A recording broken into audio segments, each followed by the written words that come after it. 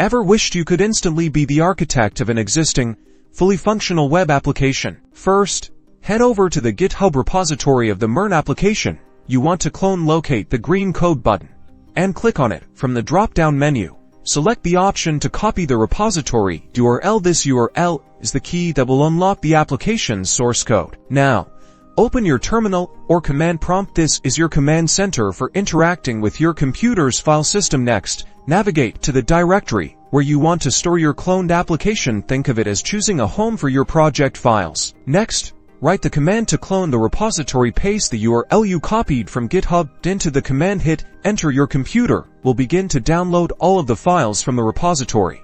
Once the cloning process is complete, you should see a new folder in your chosen directory with the same name as the repository. This folder now contains all the source code of the Mern application. Now enter the clone directory using the command line. In this new directory, there will usually be a configuration file that tells your computer how to get the application set up to run. Check the documentation in the repository's readmem file for instructions on how to do this. Finally, follow the installation process described in the documentation. This mostly contains command line instructions.